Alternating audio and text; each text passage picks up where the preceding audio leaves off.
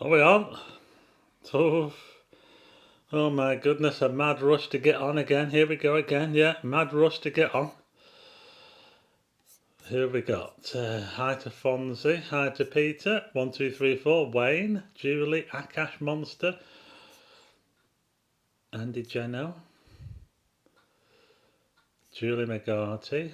Hi everyone, yeah, I'm here. It's a Monday and I'm not out this week because the weather's terrible. Did you know the darkest time of the day is the minute before sunrise? A minute before sunrise, the darkest time of the day. Depends what you mean by dark, I suppose. Hi to Gavin Davis, hi to Karen Bonner, George Smiley, Cyril Bate. Hi to everyone. Stephen Hill, Steve Ray, Hazel. Always seem to be a bit rushed. The disabled photographer. Hello. Well, I saw the aurora last week again. You know, I've been so lucky this year. How many times have I seen the aurora? I've seen the aurora. I've seen it. Well, I've actually seen it by eye twice. And I've actually captured it, well, 3 times. This time I couldn't see the aurora. If I just turn myself off, look at this picture here. That was what I got from Fleetwood, just up the road from Blackpool, yeah. Last week, how about that? Hi to Anthony and Fran in Staining. Can you see that? Hearts Amusements has been sold. I might have to go down there, mightn't I, and have a look. Hi to Cat's Rule. We're looking at this photograph that I took last week of the aurora, and I took that looking north from Fleetwood, which is just up the road from Blackpool where I live. And I don't think it's a bad shot, actually. Can you see the ploughing there? Or the Big Dipper? Group of stars?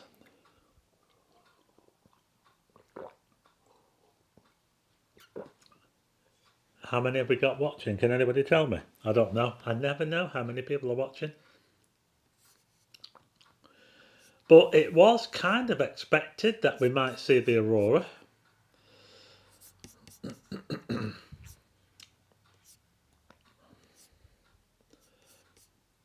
Yeah, so I managed to capture the aurora last week, and it's like the 3rd time this year I've managed to capture it. I have missed it. Was it the 3rd? One. I got it at Mary Shell. I got it down in Wiltshire. No, it's the 4th time.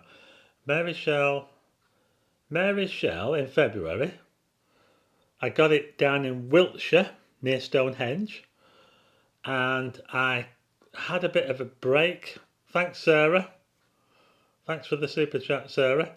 And then I managed to capture it in the Lake District just last month, and then I've managed to capture it again. So that's 4 times I've managed to capture it. So out of those 4 times that I've managed to capture the aurora, I've managed to see it with my own eyes half of those times. So I've seen it twice. I could see it when I was down in Wiltshire. You know, when I was by the Hi to Frank in Blackpool, when I was by Stonehenge, when I was down in Wiltshire at Stonehenge, I could actually see the aurora. I could see it. I could see the curtains. I could see it moving. I knew what it was as soon as I saw it. The problem was is that when I was there, I couldn't get the aurora with the stones because I was on the wrong side of the stones, and I couldn't just run into the field to take a picture with the stones because there was security in there, and I'd have probably been jumped on as soon as I went anywhere near the stones. So I couldn't do it, unfortunately, but it was great to see the aurora down there. But this is my picture from this week. Couldn't see it, couldn't actually see it with my eyes, but the camera did well to pick it up. We're looking over Morecambe Bay, right over Morecambe Bay, towards Cumbria. So if you look down, you see where that green light is on the photograph, the green light. You can't, those hills above there, they're like the hills of the Lake District. So that's the kind of where we're looking. We're looking that direction. We're looking due north. So it managed to light up the skies for a little bit, but it wasn't strong enough to see with my eyes, I'm afraid. Hi to Brummy in the Highlands. William says that we've got 61 watching. Thanks very much. Sarah says she was in Wetherspoons last night. Akash Monster said there have been quite a few alerts here, but the sky hasn't been clear enough. Yeah, that's the thing, you see. At the moment, in the this year really has been very, very good for aurora. The reason is because the solar activity is on the rise, and it's actually on the rise at the moment. It's reaching its peak. I think the peak is next year, and while it's on the rise, there's a great chance of seeing the aurora. So all this winter and right into spring next year, before we start to lose the night sky, there's going to be more and more chances to see the aurora. When the sun is moving, when the sun is active, when it's moving either up or even when it's moving down in activity, it tends to have quite a lot of sunspots on it, and the sunspots are the interesting things because they're the things that where you get the action and you can get bits being thrown off the sun. So there's a lot of sunspots on the sun at the moment. You might not always see them because when you look at the sun through a telescope, it does rotate, and sometimes the sunspots might not be all there at the same time. Hi to Alan Sparrow in Wiltshire. That's where I saw the aurora. I'm not sure if I've got the picture on here. William said, my brother had a foot of snow in Hawkshead. Yes, up in the Lake District, where I was. In the Lake District, the other week, Ambleside, they had about 6 foot of snow last couple of days, yeah. Yeah. Hayes Garden Centre, I went past there, yeah. I actually went in, it's massive, that place, absolutely massive. And yet, they were absolutely snowed under last week. I should have gone, shouldn't I, in the snow. I think it would have been good. Thanks, Fonzie. So, yeah, so I'll just take myself off again. So, yeah, so if you just joined us, I managed to see the Hi to Urban Rats, the aurora, last week. This was completely unplanned, by the way, because I was up in Fleetwood and I was taking pictures of something else at the time, but I knew there was a chance of seeing the aurora. And when it did kick off, I thought, right, well, I'm just going to take pictures of that then.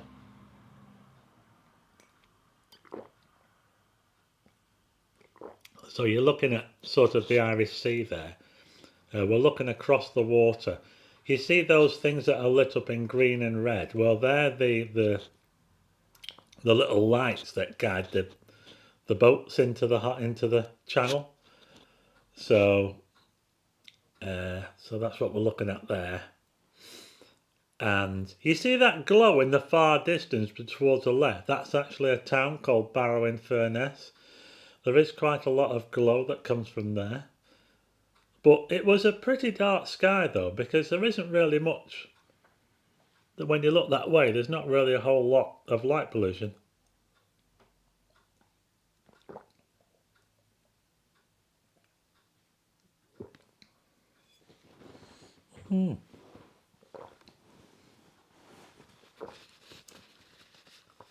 So that's what I saw last week. Yeah, and the exposure for the picture was, what I did was, I took my camera to the darkest part of the beach. I went onto the beach to take the picture because if I tried to take it from the promenade, the lights from the promenade were causing too much trouble. So if I put this picture on, I don't know if you can see, but can you see that grass at the bottom? Well, that grass is lit up by the street lights, and it was very, very bright. There was a lot of light going onto that beach. So I had to make sure that I didn't get as much of that in as I could. I went onto the beach to take the picture. It was the darkest place I could find. Met a couple in Wetherspoons in Kendal from Fleetwood. They were doing a Keswick for the day. Hi to David Owen and Helen. Nicola Wright, hi. Yeah, so this was a bit of excitement that I had last week. I managed to capture the aurora, so there you go. See, you never know what you're going to see. And I tell you what, you know, when I was there, when I was up in Fleetwood, looking at the aurora, loads of other people turned up. Loads of people were turning up. Yeah, I've never seen so many cars up there parked up along the promenade in the dark. Never. It was unbelievable. It seemed as though everybody had an idea that they could see the aurora, and there was a few of them that did manage to capture it along with me. Someone managed to capture it on their mobile phone. Can you believe it? They actually took a picture of the aurora with the mobile phone. We couldn't see it. Now, the reason why we couldn't see it is probably because it wasn't quite strong enough. I mean, it was a red alert. So, I mean, when you get a red alert for aurora, there's a great chance of seeing it further south. So if you get a red alert, it's fair to say that you could see the aurora on the south coast of the UK. So that's what a red alert means. If you get an orange alert, it means, well, you're probably not going to be able to see it from the south coast, but you might be able to photograph it, possibly. I don't think this, for a red alert, this aurora wasn't quite as strong as, as what I have seen before. You can see that we've got green down there, and we've also got red. So it's not bad. It was strong enough to be picked up by a camera. And anyone who was lucky enough to be in the Lake District will have probably got a better picture because there'll have been a slightly darker. I am enjoying a brew, yeah. I'm just having a cup of tea. Hi to David Owen. Hi, Andy. So there you go. That was my excitement for this week. How about that? Because I haven't really been anywhere. But there is something coming, folks. Yes. News, folks. Yes, I've got news. I'm being sent a little gadget thing, and it's a nice little gadget. It's called, let me just make this box bigger. I'm actually being sent something, and it's a telescope, but it's not a telescope, not like you would expect.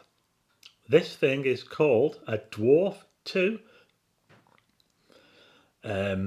digital telescope. So, and I'm going to be doing a video on it, and this is really, really good actually.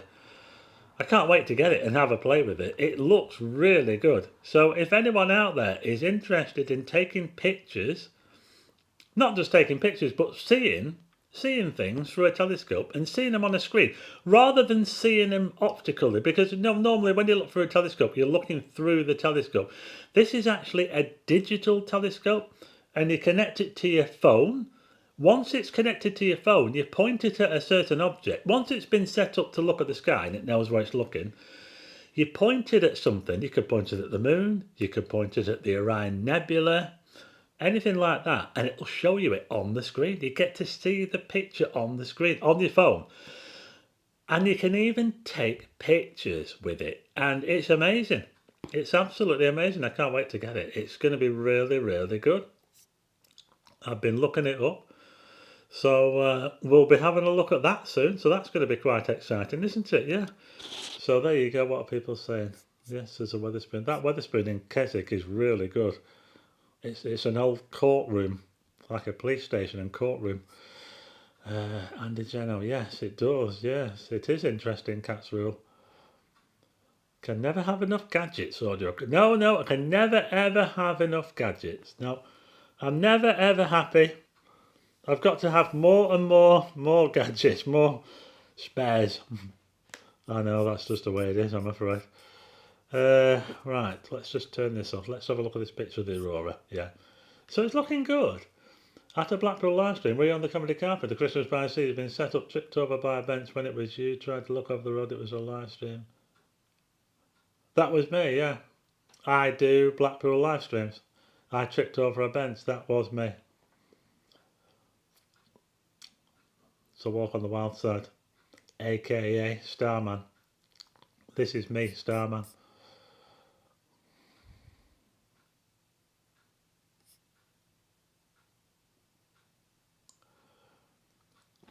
So there you go. Right, so we've got 78 watching. That's pretty good. Dwarf 2, a great unit for nebulas, apparently not good for planets. Well, it's going to be good. I think it's going to be good. So I'm going to get this digital telescope and I'm going to do a video about it, and hopefully I'll have the video done before Christmas. So what this device does is it actually makes things much easier to photograph things in the night sky. So if you're the sort of person who doesn't want to faff around with a telescope, this could be just the thing for you. So when I get it, I'll have a play with it and we'll see what we can do with it. But from what I've seen of it, it does look pretty good. Thanks, William. William says we've got 80 watching. If you're watching, hit the like button. If you like what you're seeing, hit the like button, hit the thumbs up. So hopefully I will be doing a video on that fairly. I'd like to do it before Christmas if I can. I'll probably do more videos than one on it. I'll try and get one introductory video done on it, just to show you what it does and maybe show you some it does stack images. Yes, it does. It stacks images. So it does look really good. I mean, the thing is that not everybody, I mean, the thing is, when it comes to deep space, if you're interested in taking pictures of, and I'm talking about things like galaxies, nebulas, the Orion Nebula, many other things that are out there, you can get very, very serious at it and you can spend thousands of pounds. And not only that, but it takes a lot to learn to do that sort of thing. You can get some pretty good results by just using a camera with a lens on it. It really depends on how far you want to go. But if you're very serious, you can spend thousands on a rig. And then you don't want to spend thousands before you know what you're doing, but it takes a lot of learning, to do to get it right. Now on this channel, I've focused more on taking pot shots of deep space. I don't consider myself to be a deep space astrophotographer, although I have dabbled in it. So I tend to take pictures of deep space objects such as the Andromeda Galaxy, the Orion Nebula, things like that. I tend to take pictures of them using kind of not the most expensive equipment, small telescopes and a normal everyday camera. I haven't done any deep space astrophotography using a dedicated astronomy camera. So, but that's it, you see, because I tried to make it a little bit easier. I tried to make things a bit more simple so that people can take pictures. It's like if you look back through my videos from I think last year, how to take pictures of the Andromeda Galaxy. I show you how to take a picture of it using a normal camera lens. And I also show you how to take a picture of the Orion Nebula using a normal camera lens, a 300mm lens. Just a normal 300mm lens. And there you go. So let's have a little look at this picture here again. Aurora. I'm going to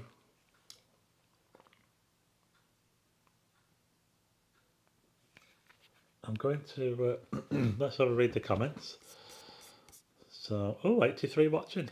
If you've just joined us, hit the like button. Where are we there? Yeah, hit the thumbs up. Hi to Michael. Thanks, Michael.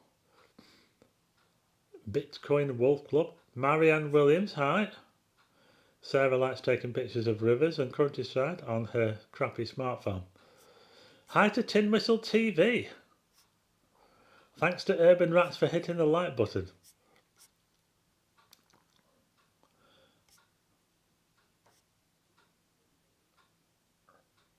Hi to 1234. Paul Ward, is that live? I've got someone texting me here. My phone's making, it's buzzing away. Hi to Gary Williams. Thanks, Urban Rats.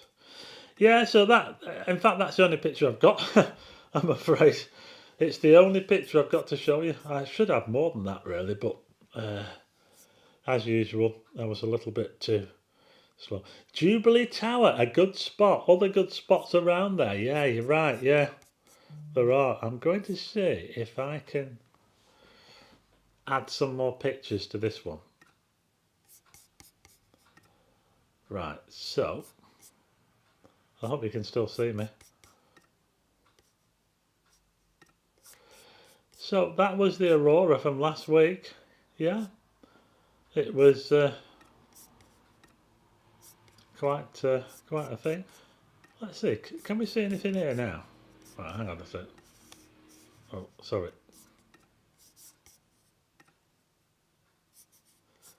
Oh, we'll get this in a minute.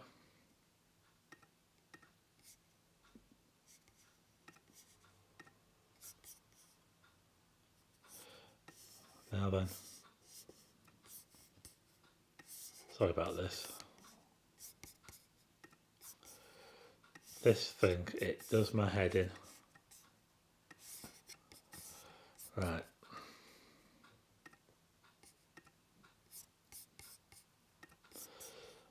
Sorry about this, I'm just trying to get this. Oh, come on, come on, come on, we can do this, we can do this, we can do this. Yes! And this is what I saw the other week in the Lake District. Look at this. Leslie Garrett, what would be a good telescope to start out with? I think a good telescope to start out with is a small reflecting telescope of about 130 to 150 millimeters. A Celestron 130, something like that. Now if I put my, do I show up on there? No.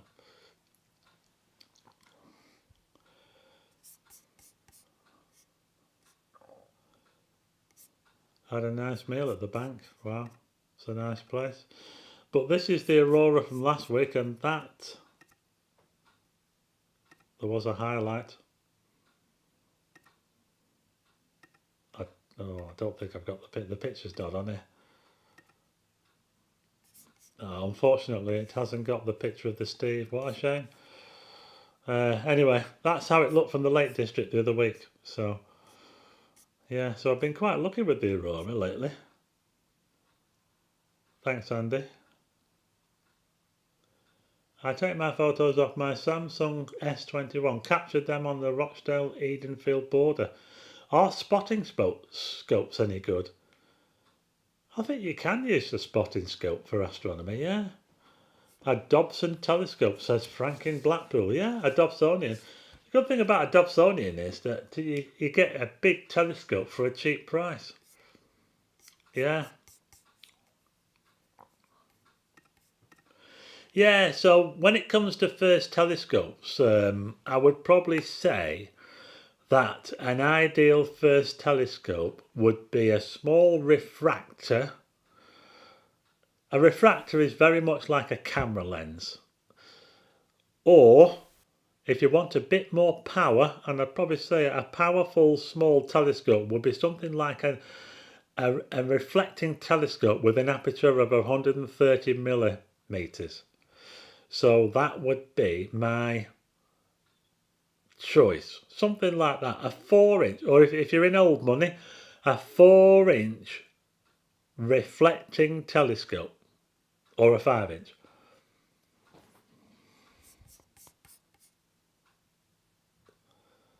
Avoid Bird Schmidt, avoid Bird Jones type if possible. I don't quite know what that means.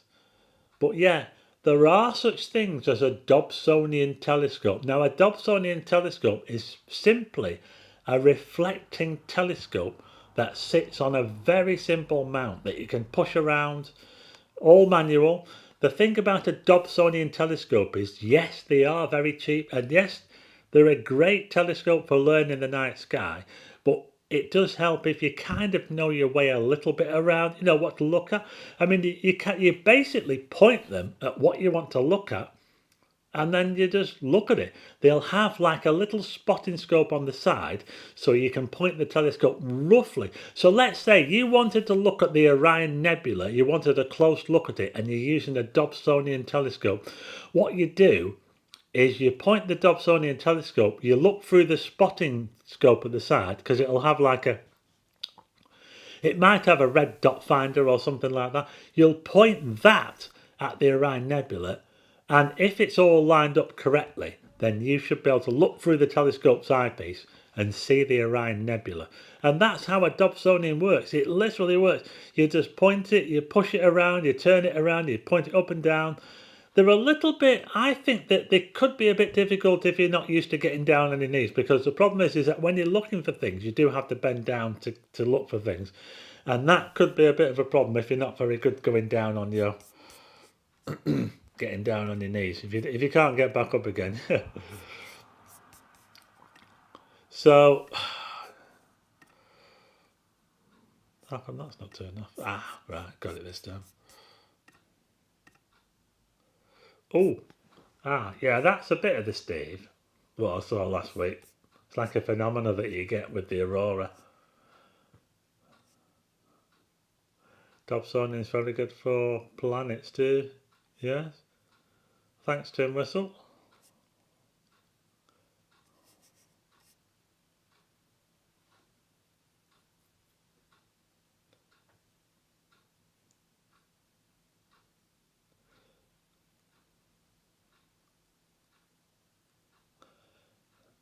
Urban Rats.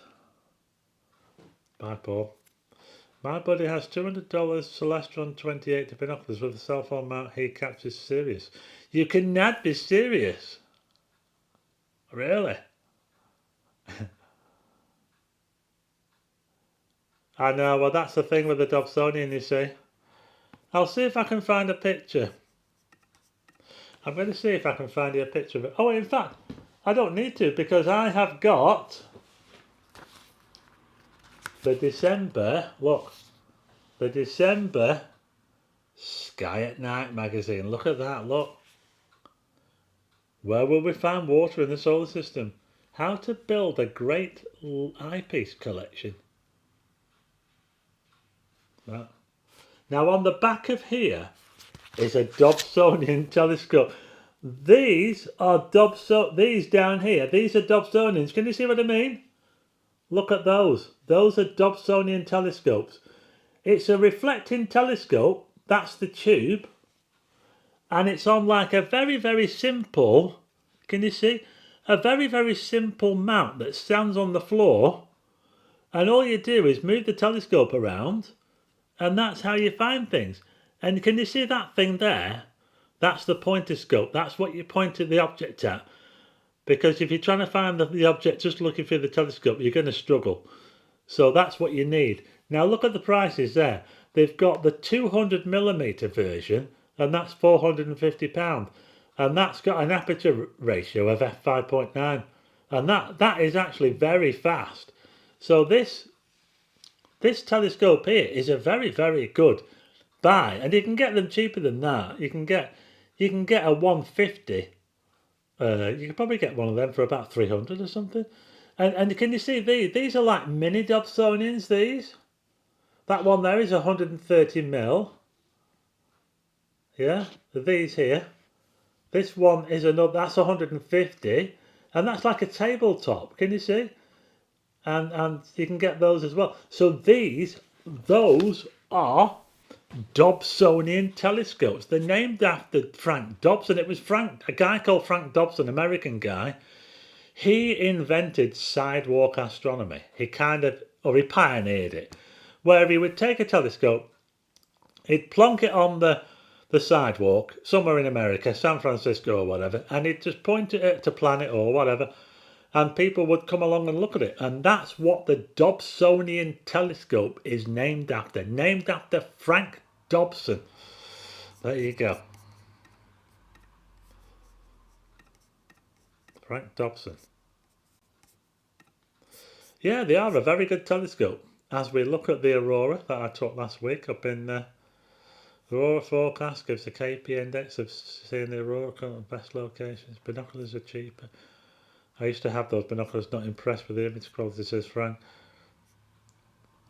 Samsung S21, very good.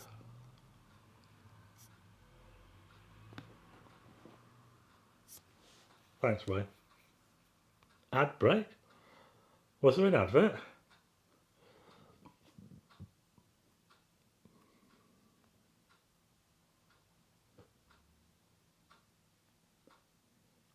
I'm just going to have a look at.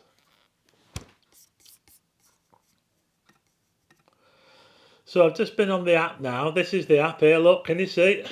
Can you see that? Aurora watch. No significant activity.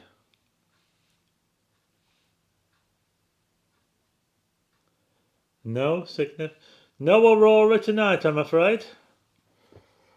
No aurora tonight. So there's not much going on with the aurora tonight. The activity is very low. If you're in the UK and you're interested in seeing if you can see the aurora and you want to have an alert to tell you when there's a good chance of seeing the aurora, you want to get the app Aurora Watch UK.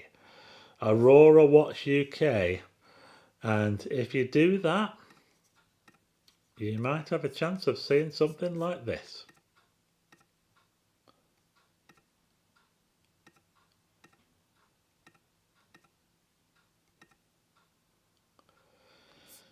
Hi to Paul Drakefield. Green cat. It was John Dobson, not Frank.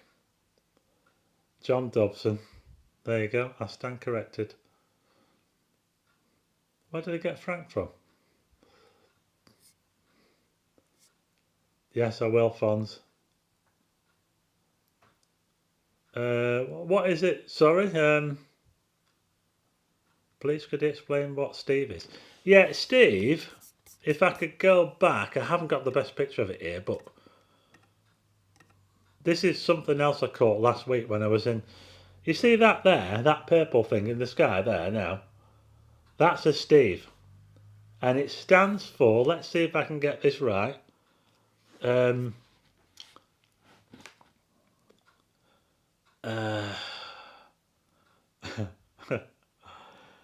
Something thermal emission velocity enhancement. Strong thermal emission velocity enhancement. We got there. So that picture I just showed you then, this one, is a Steve. And it's something to do with the aurora. It's not the actual aurora. It's separate. It's like a separate phenomena. But you tend to get them when the aurora is around. Steve stands for strong thermal emission velocity enhancement. They kind of made it up to sound like Steve, didn't they? And you know what it looked like? You know what it looked like to me? It looked like a jet trail. You know when you see a jet trail across the sky at night, and then they break up and they disperse. It looked a bit like one of them, but was lit up by the sun. Have you ever seen them when they're lit up by the sun? They look all pink and they look spectacular. That's what it looked like to me. And straight away, I knew there was something about this cloud. I thought there's something about that looks weird. And that's why I took a picture of it, and it ended up that I managed to get a Steve. The ads in the astronomy magazine. Jackie, make Gary a brew. How many sugars? Can people send you their aurora pictures? Well, that's a good thing, actually. I'm going to start that soon. I'm going to have people sending pictures, and I'll show the pictures when I get a chance. I got that app, but the alert always comes too late, says the disabled photographer. Well, that's a shame. Jet trail. 85 watching. Hit the like button. If you've just joined us, hit the like button. Yeah, when I was up in Fleetwood last week and I was taking pictures, and I was taking this picture here, There were so many people, and it was almost like a star party, honestly. There were so many people that turned up. It was unbelievable. And I saw quite a few people, and I told them about my channel, so you never know, they might be watching now. So there you go. It was like one big star party in Fleetwood last week. The only thing is that by the time most people had got there, the aurora had died down. So I took that picture there. This picture was taken at around about 6:15 in the evening. 6:15. So it didn't hang around for long before it died right back and to nothing almost. Marianne says, make your own brew, Gary. The boats to the left look like skinny Christmas trees. Is that in this picture here? Yeah, I was a bit concerned about that because if you look to the left-hand side of the picture, lower left, there's a load of boats there. And there was a heck of a lot of light coming off those boats. And what I had to do was, when I processed the picture, I had to darken that section down because it looked really, really bright. So, Bromley Highlands, I might have to get the app. Aurora Watch UK. Aurora Watch UK. You can also watch the cliff cams, the Shetland cliff cams if you want. If it's not cloudy up there, they give you a good idea if you can see the aurora or not. Thanks, Fonzie. I'm in southern Canada and 3 times a year they're above you. Do I have that as a... I'm just going to check because I do have a quiz, by the way. Yes, I'm just going to check something. Right.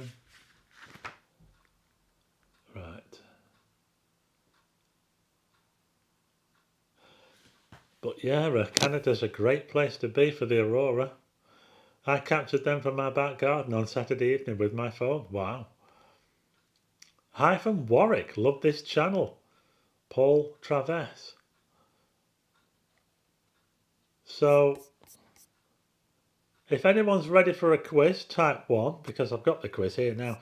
So let's just put this on. Is it that? I don't know. I'm trying to... Oh, here we are.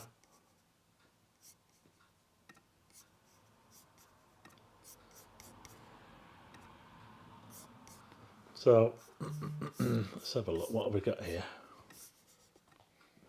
Oh, look, Orion. Has anyone seen Orion yet? You know, I haven't had a good look at Orion yet, you know. I've not seen it fully.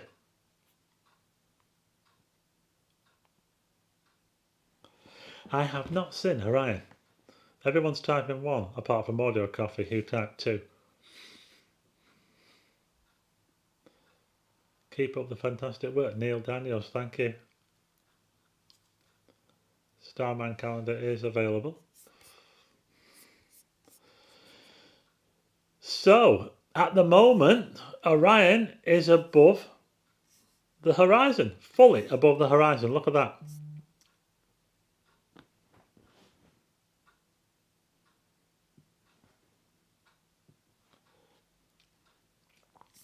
And if I put the grid on, you'll get some idea of how high Orion is. So, looking at this now, we've got the grid on now. Can you see Betelgeuse there? Betelgeuse right now, at this time, from where I am, is around about 20 degrees high. That's around 2 hand widths, 2 outstretched palm widths high. It's not very high up, but as we go into winter, Orion will become more prominent. And if you want to go out a bit later, if it's clear where you are, Orion will be a lot higher later on. So if I go to 10:30, look how high Orion is there now. It's getting quite high up, isn't it? And we've also got Sirius. You cannot be serious. The dog star, the brightest star that we can see in the night sky. It's not the brightest star, but it's the brightest star that we can see.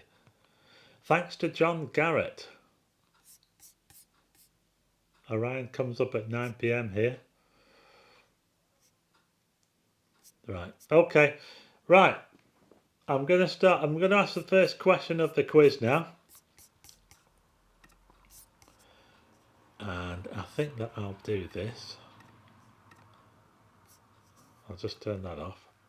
Okay, so the first question is we've got some aurora questions here. What is the name of the aurora borealis in the southern hemisphere? So what's the aurora borealis called in the southern hemisphere? Hi to J O'Neill. Guess I'm fashionably late. Hello everyone. Sirius the dog star is behind Orion. Yeah, it does follow Orion, yeah. What is the name of the aurora borealis in the southern hemisphere? Thanks, Fonzie. One day, maybe. It might be in the future, might be after I'm long gone.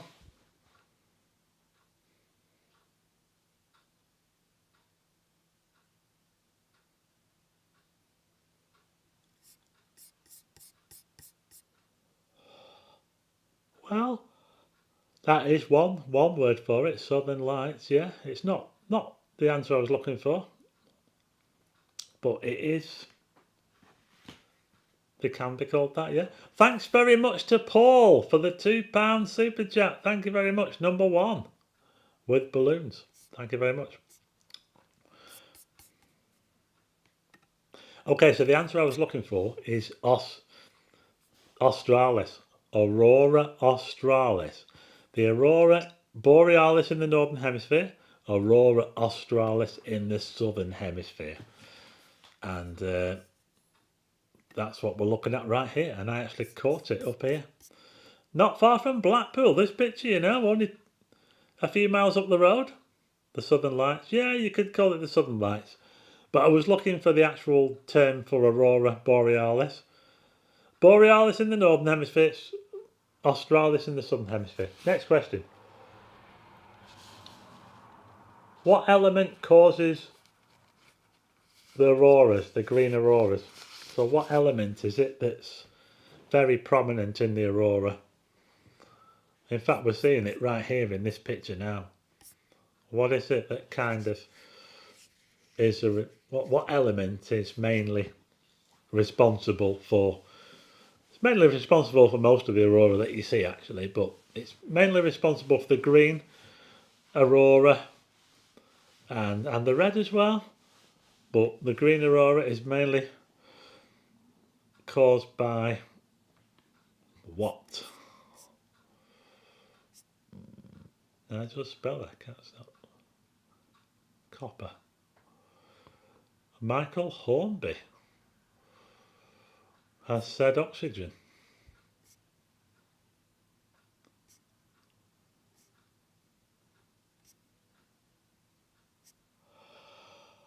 Someone said helium. You know, I'm absolutely rubbish at elements. I really am. But in this case, it's oxygen. It's when the magnetic field. So when all the particles get excited and they interact with our particles in the Earth's atmosphere, it's the oxygen particles that are responsible for the green auroras, and in some cases the red aurora as well. So it's oxygen that mainly makes up the brightest parts of the auroras that we can see. The higher up you go, the more different elements that are responsible for, like the purple aurora, and that sort of thing. The higher up you get, so. But the answer I was looking for there was oxygen. Right, question number 3.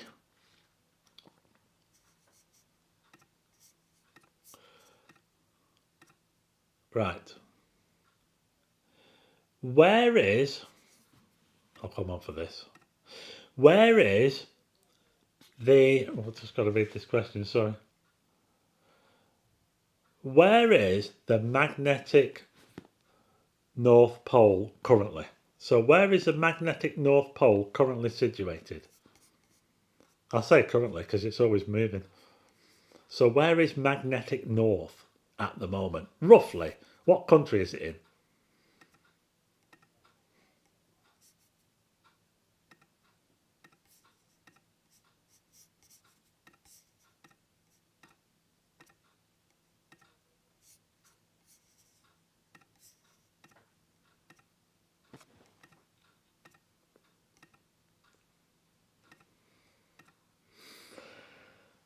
Yeah, I do come on without a hat sometimes. Frank says nitrogen. You know, it's good to put nitrogen in your car tyres, you know, because the molecules of nitrogen are less likely to make their way through the tyre, and therefore you're less likely to have your tyres deflate with nitrogen than it is by just putting air into them. Did you know that? Because the atoms of nitrogen are too big to escape. Brian says Blackpool. Oh, Frank in Blackpool says Canada. That's interesting.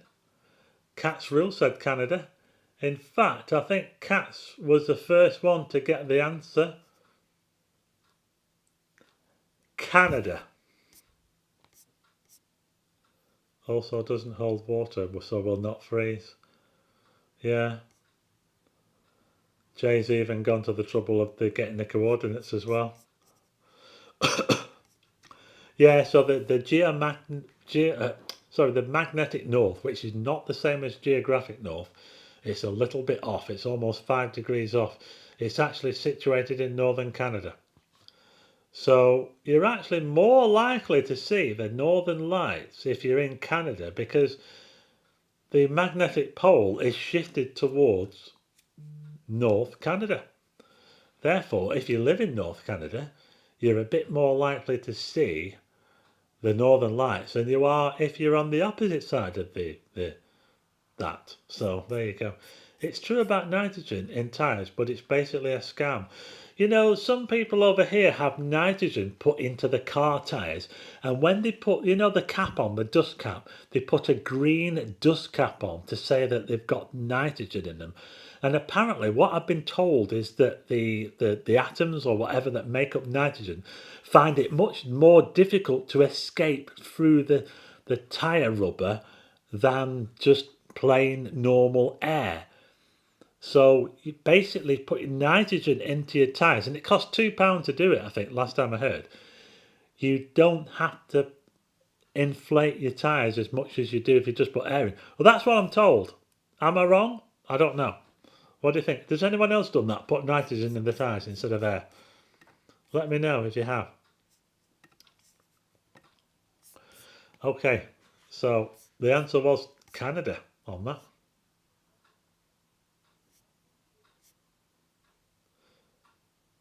Neil Daniels, thank you. A couple of people said Iceland. Someone said Norway.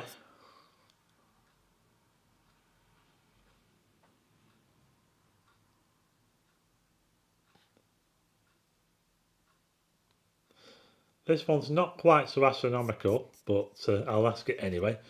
Who was the first person to reach the Southern Pole, the South Pole? Who was the first person to reach the South Pole? I'm asking this question because I know it for definite. When it comes to the North Pole, there's a bit of a debate over who was the first to get there. There's a bit of a scrap going on. So I'm going to ask, who was the first person to get to the South Pole? It's also a lot easier to determine the South Pole than the North Pole, because the South Pole is on land, whereas the North Pole, well, there's no pole there for a start. The pole is just someone said to me, they said they thought there was a pole sticking up out of the ground at the poles. The North Pole is in the middle of an ocean. The South Pole is on the Antarctic. It's an actual continent. There's ground there. There's a landmass there. There's no landmass for the North Pole, so it's a bit more difficult. So let's see, what are people saying? Bags of crisps are full of nitrogen to keep them fresh. I didn't know that. Nitrogen tyres didn't work for me. Interesting. So the first person to get the question right about the South Pole was Jay. Well done. Amundsen. It was Roald Amundsen and his team who got to the South Pole first. Now, the first person to get to the North Pole is arguably the same person. Or was it the American guy? I can't remember his name now. But there was another guy that got there as well, and there's a bit of a debate over it. So, but there are some places where it says Amundsen also got to the North Pole as well. But it depends what you read, because other places say this American guy got there as well. Can't quite remember his name actually, but by Hazel, there is actually a ceremonial pole, says Akash Monster. Swedish dude. He was actually Norwegian, Frank. Michael Palin. Wow. Did he get to the South Pole, or did he just... You know, you can go to Antarctica and you can have your pictures taken with the penguins. Everyone can do that. If you've got £10,000, we can all have our pictures taken with the penguins. It's easy to do that because it's on a peninsula that sticks up almost to South America, and it's easy to hop over there. You can hop over there from New Zealand. But the trick is, to get to the South Pole is a whole different story. There are some people that probably don't even think there is a South Pole. They think the Earth is hollow. And you cannot penetrate Antarctica. You cannot penetrate that wall. It depends who you talk to, but there are some people who think that Antarctica, there's something about Antarctica that the people up there, you know, the big people, don't want us to know. And that's why they have the Antarctic Treaty, which was, I think it was signed in about was it the mid-1950s when they signed the Antarctic Treaty?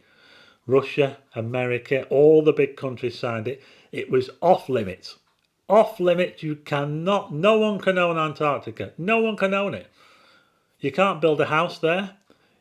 You can have your pictures taken with the penguins if you give someone £10,000 and a plane. Or a helicopter. They'll drop you.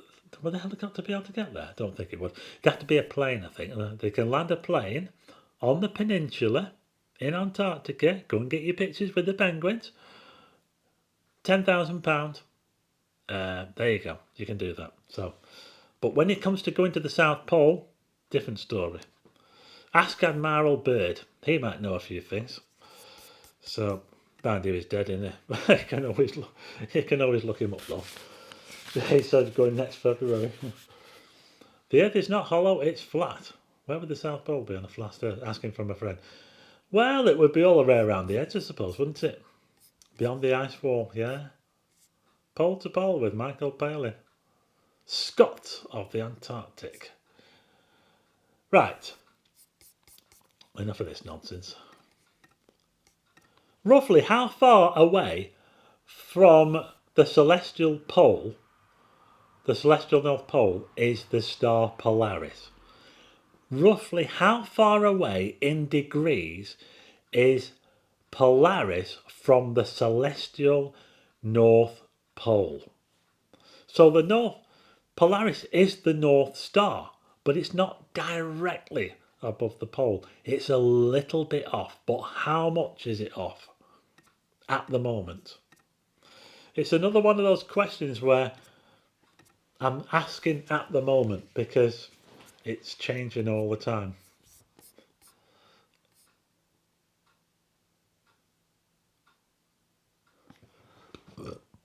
I've spoken to a few people who believe in a flat Earth.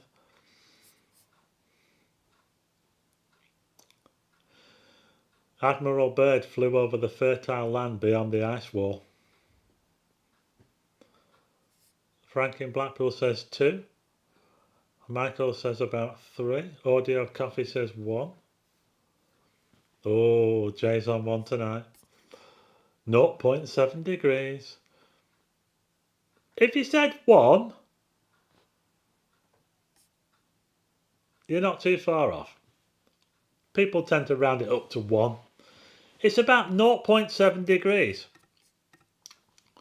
The North Star Polaris is around about 0.7 degrees away from the actual celestial North Pole, which means that's about a moon and a half in width, which is quite big, I suppose, in a way. When you think about it, if you look at the moon in the sky and you imagine a full moon and a half moon next to it, that's the distance that the Polaris is actually away from the actual north. So it makes a circle. It actually makes a circle. It does make a circle. I meant to type 1.2.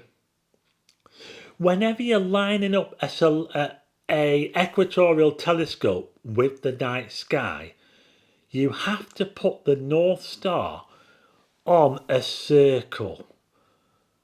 And it depends what time of the day, what time of the night, what time of the year, whatever, whereabouts on that circle you put the North Star.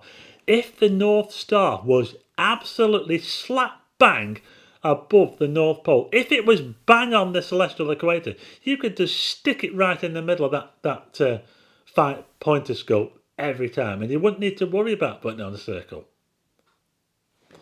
Anyway, enough of that. So next question. I'm going off on one again. The answer to the last question was 0.7 degrees.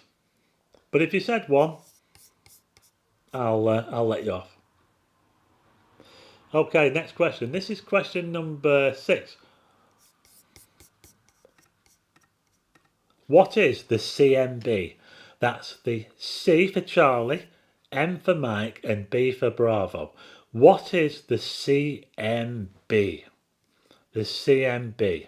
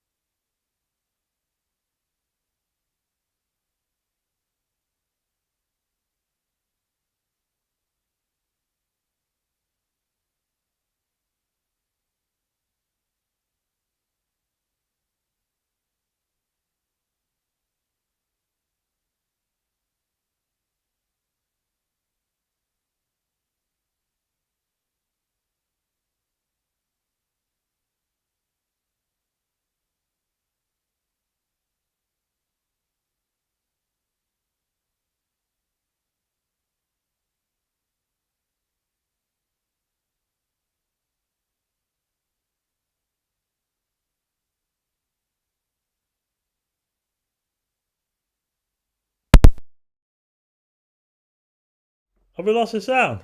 Are we back? You know what happened then? My microphone ran out of battery. I can't believe it. My microphone just literally ran out of battery. Ah. I bet you the sound's not as good now, is it? Sound has stopped. Frank in Blackpool. Thanks very much. Yeah, the batteries ran out. Can you believe it? Unbelievable. My battery ran out on the microphone. Oh well, we're back now. I'm back. The answer I was looking for the CMB was the cosmic microwave background. It's the afterglow of the Big Bang. And it was discovered, in fact, that's the next question. The cosmic microwave background. You know when you look at the TV in the olden days, you know when you turn the TV on and you got all that white noise all over the screen? Well, that's the same sort of thing. It is the cosmic microwave background that's responsible for that noise, the white noise. Back now, yeah. Hopefully it didn't lose the sound for that long, because I've only just noticed that the microphone battery had actually ran out, which is pain actually. So hopefully you can still hear me okay. I'm just using the normal built-in mic. It's probably not as good, the sound, but never mind. So yeah, so that's... Now, who discovered the cosmic microwave background? Who discovered it?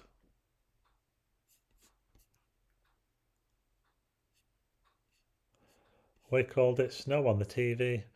Yeah, and you know, you used to get that back in the olden days. I suppose if you listen to the radio and you got a manual radio, you can hear it. You can hear the noise. But in the olden days, you used to turn the TV on and you get this... And it was just a mess until you tuned into a channel. That was what you got.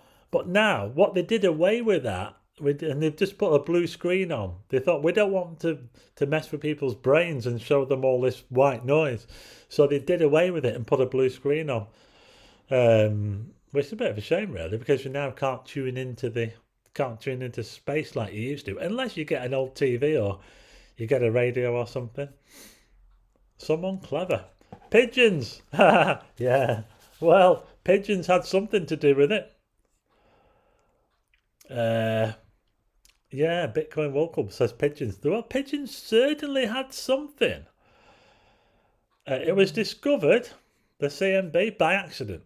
And it was by a couple of physicists called Arno Penzias and Robert Woodrow in America.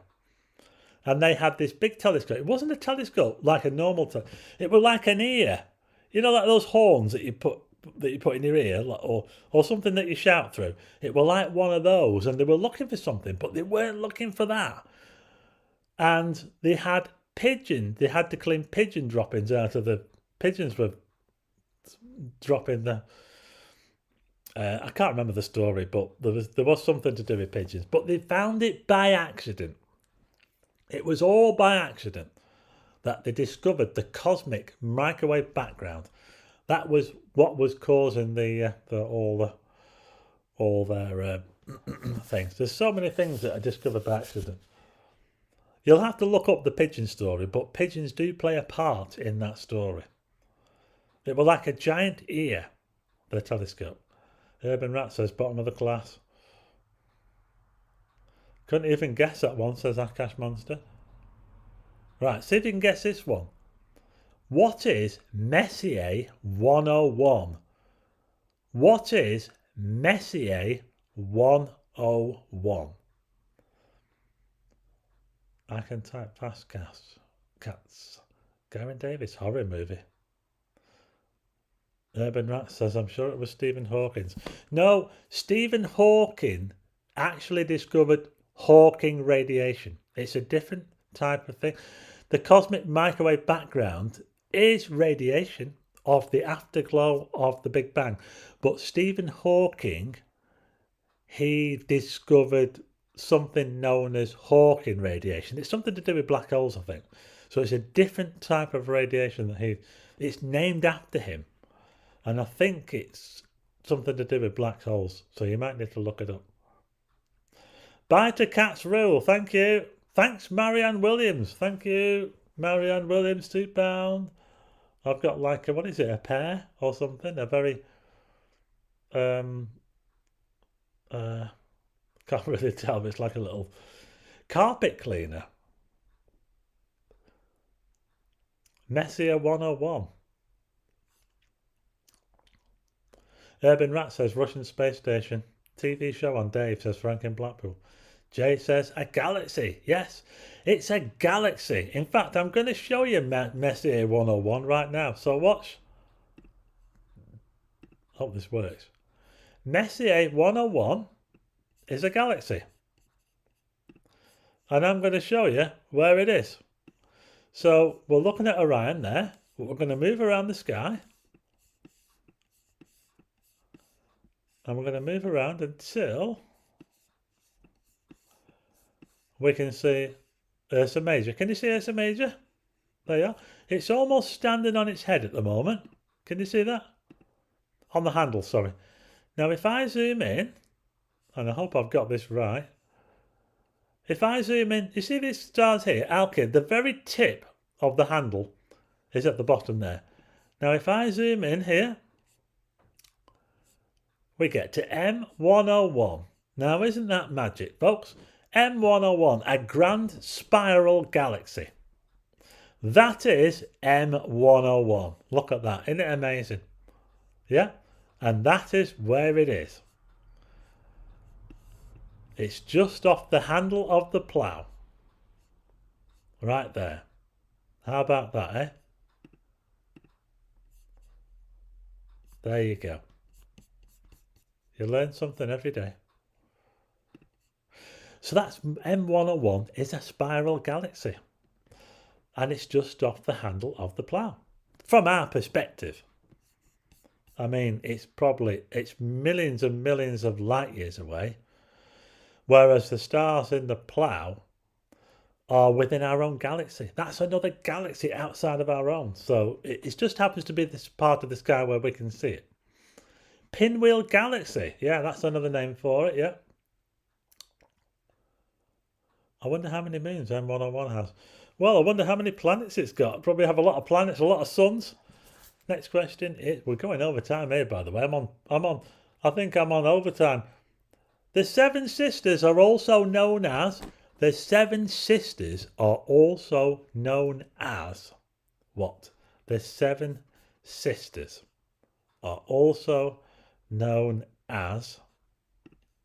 So what are the Seven Sisters also known as? It is, isn't it, Marion Willis? It's a really, really nice galaxy. Let's have a look at it again. I actually really would like to take a picture of that because I've never taken a picture of it. It's very, very difficult because it's so faint. But there you are, folks. M101. The Pinwheel Galaxy. It's a separate galaxy to the Milky Way.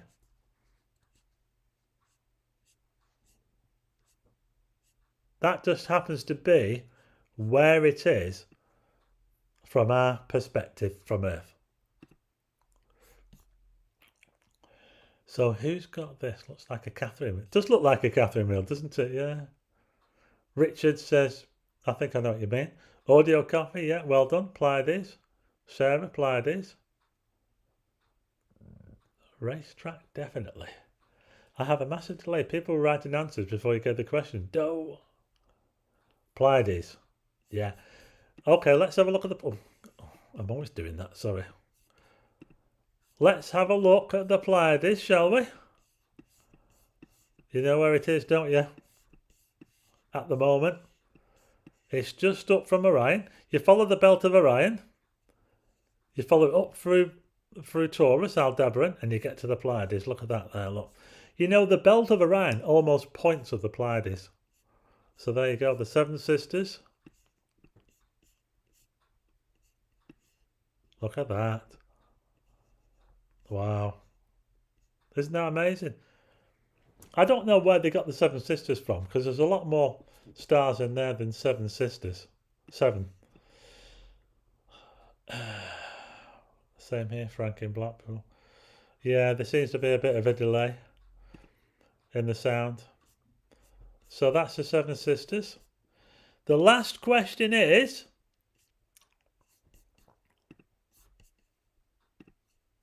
what is M13 or Messier 13?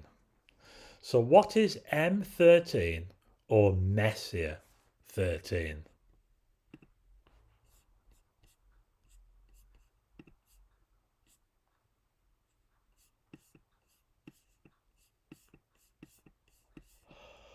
As we look at Orion, look at that, look at the Milky Way there. Can you see the Milky Way to the left of Orion? Look at Sirius. You cannot be serious. What are people saying? Advance the white bar to the far right bar to catch up. Nebula. Planet. Andromeda. Nebula. What is M13? A global cluster, says Michael. Can we see M13? The Great Globular Cluster, yeah. That's what it is. It's a cluster. But I think I'm going to have to go back in time to find it. So, let's see if we can find M13. M13 is a globular cluster. And it's in the constellation of Hercules. You see Hercules here? Hercules has a central section which is known as the keystone. That's the keystone there of Hercules. It's very visible in summer. and late summer, but it's not really so visible now, so I don't know if you can see it now. And this is M13. It's just on the edge of the keystone. And M13 is a globular cluster. Look at that there. There you go. Messier 13. I don't think that's the best picture. Looks a bit overexposed, but there you go. That's Messier 13, a globular cluster.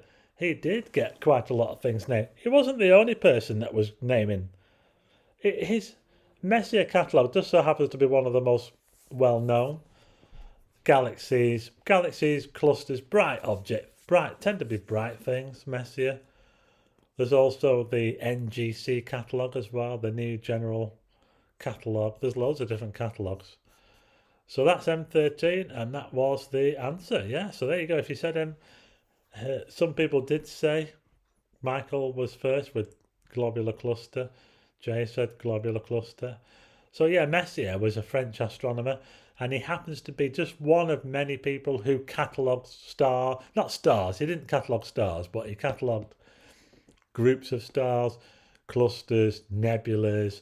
I mean, when Messier first discovered, he didn't discover Andromeda, but they thought it was a nebula. They didn't realise that these things were other galaxies. So when he discovered Andromeda, for instance, he thought it was just a nebula. I think it was just called the Great Andromeda Nebula. They never realised that there were other galaxies. So there you go, that's it for... I'm going to finish it there now. Look at the time. Whoa, I've gone right over here. Oh, I'm getting right into it. How many people are watching, by the way? Because I can never tell. I mean, it doesn't tell me on here how many people are watching. But thanks to everyone for tuning in. I think we managed to get through it all right without any disasters. I did lose a microphone for a little while there, but I managed to get it back before too long. Thanks to Akash Monster. Hopefully you've learned something again this week. 73, that's not bad. I'm hoping to do some more outside. Unfortunately, the weather at the moment is absolutely terrible at the moment. So there's no chance of doing anything outside. But I am looking forward to getting this Dwarf 2. What do you call it? Like a digital telescope with a camera in it. Take pictures of nebulas such as the Orion Nebula, the Andromeda Galaxy, and it's apparently quite easy to use, and I'm going to be getting one of those, and I'll be doing a video on it, and I really hope to try and do one before Christmas. It's going to be a bit of a push, but I'll try and do a video before Christmas on that. The Dwarf 2 telescope. And don't forget, we've got the Geminid meteor shower. It peaks on the night of the 13th into the 14th of December. The Geminid meteor shower is the best meteor shower of the year. It peaks on the 13th, the night of the 13th, into the morning of the 14th. And you know what? I think it's the best meteor shower of the whole year, bar none. It's way better than the Perseids. You get much better fireballs. I'll be on next week. I'll remind you about it again next week. But the Geminid meteor shower is coming anytime from the 11th of this month is good. But the peak is the 13th. I think it's the 13th into the 14th. But I'll tell you more about it next week. So that's it for this week. Thanks for joining, everyone. Well done for everyone on the quiz. Thanks for all the mods, and thanks for all the super chats as well. And I will see you again on the next week, hopefully. And keep having to move it to a Monday all the time, don't I? But anyway, I will see you all next week, and thanks for joining in. I'll talk a bit more about the Geminids next week.